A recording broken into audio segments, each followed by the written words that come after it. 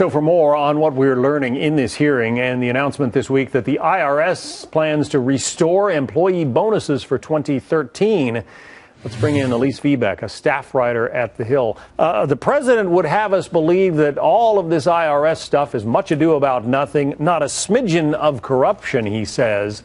But the folks on Capitol Hill were hearing a very different story today, Elise.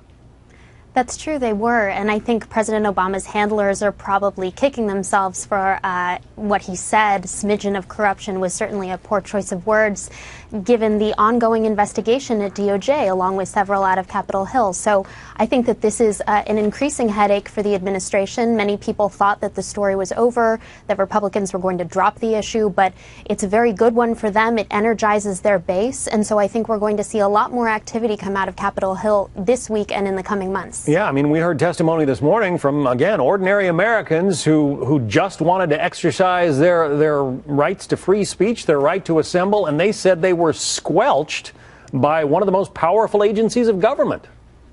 That's exactly right, and you can hear the fear almost in their voices, and I think that tends to poison the well between Republicans and President Obama. Relationships are already at an all-time low, and this isn't going to help, particularly as the administration seeks to finalize rules that would actually curb the political activity allowed by these social welfare groups, these 501c4s. This has been a major priority for the administration, and right now we saw this morning that congressional Republicans and their leaders are saying that the administration should not finalize these rules because they contend it would continue the targeting by the IRS and codify it in a way. Up until about 2010, those 501c4 organizations, when they put an application, they typically heard back from the IRS in 3 months or less. Now, all of a sudden, the IRS doesn't seem to be able to process at least those that belong to conservative groups. That's exactly right. There are lots of anecdotes about longer wait times and about these questions that seem to go beyond the scope of what a normal IRS investigation of these groups would be in order to assess whether they deserve the tax benefit.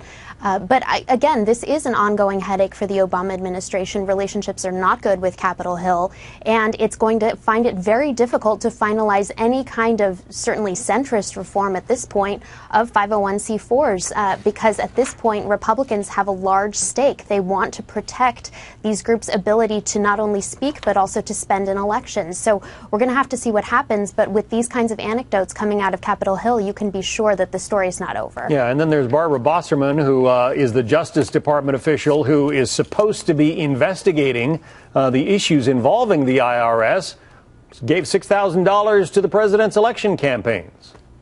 That's right. And you would think that for an administration that tends to be very concerned with the optics of what it's doing and who its personnel are, you would think that they would have avoided appointing this woman merely as a gesture of respect toward Republicans, but that didn't happen. Now, of course, there is an argument to be made that she is a professional and that she can conduct her investigative duties regardless of her political views, that this is what she's trained professionally to do and that she should be able to do it with neutrality. But certainly Republicans don't believe that, and so I think it's going to be an issue as this investigation proceeds. Regardless of its results, people are going to question how they came about, how they were discovered. Yeah, well, the IRS ought to be able to do its business with neutrality too, and it doesn't seem to be doing it that way these days, at least. Elise Viebeck from The Hill. Elise, thank you.